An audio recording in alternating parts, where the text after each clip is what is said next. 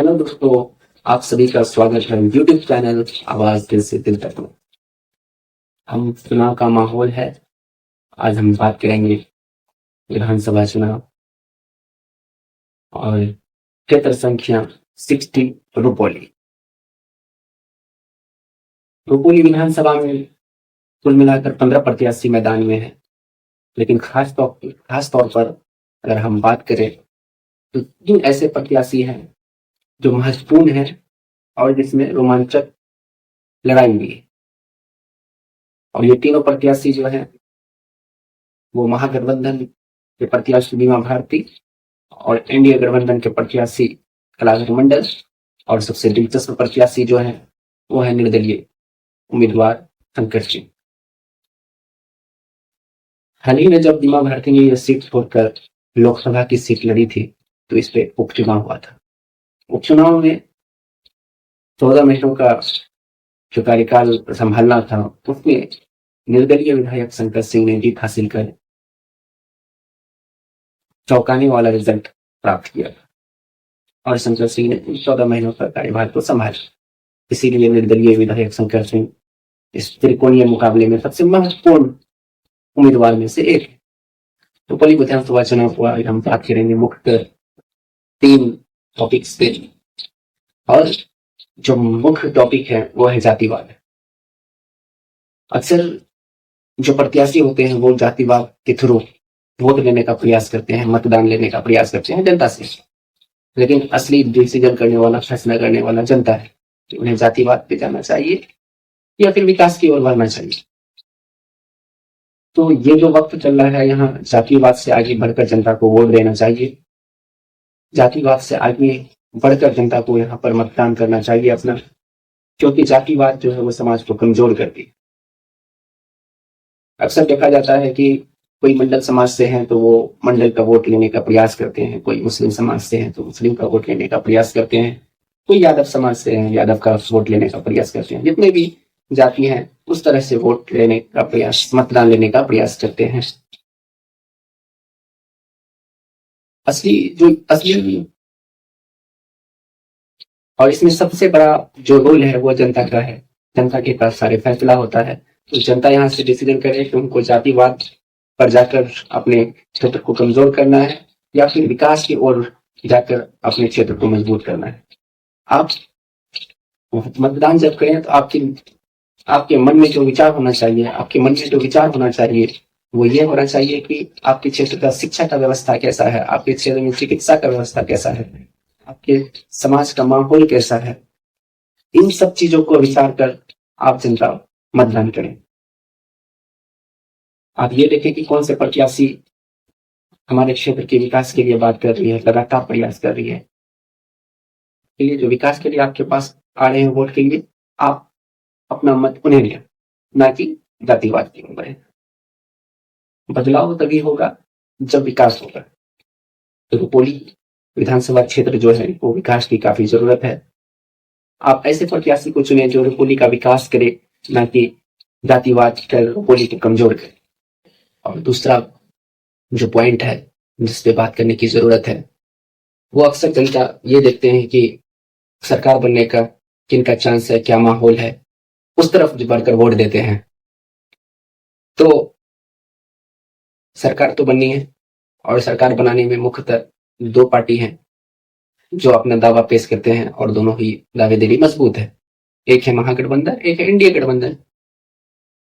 और खास तौर पर रुपोली विधानसभा की बात करें तो यहाँ पर जो महागठबंधन के प्रत्याशी बीमा भारती, रुपोली में पहले वो एनडीए से थी और 25 साल उन्होंने रुपोली विधानसभा में विधायकी रही।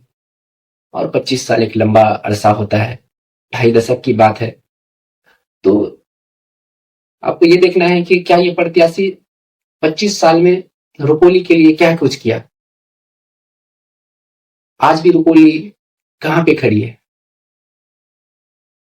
तो जहां तक मैंने देखा है कि रुपोली की स्थिति अभी भी बहुत ही ज्यादा खराब है। 25 साल विधायकी रही और मंत्री भी रही, तो जिस प्रकार से काम होना चाहिए बिल्कुल उस पर खड़ी नहीं उतरी।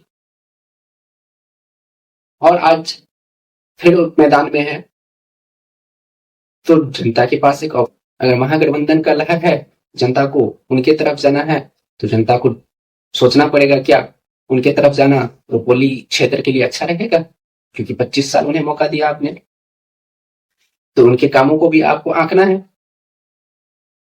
क्योंकि विधानसभा में जो आपके क्षेत्र की बात को लेकर जाएगी तो वही लेकर जाएगी, तो कितना मजबूती है उनके अंदर, आपके क्षेत्र के लिए कितनी मजबूती से उन्होंने काम किया है, ये सोचने का वक्त है आपके पास।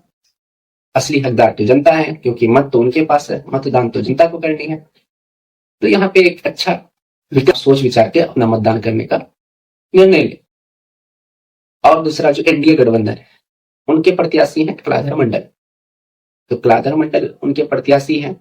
एनडीए की सरकार में बीमा भारती रही, तो यहाँ ये सोचने वाली बात है, बीमा भारती कमजोर कड़ी थी या एनडीए कमजोर कड़ी थी, जो रुपोली क्षेत्र का विकास न हो सका जिस प्रकार से होना चाहिए था।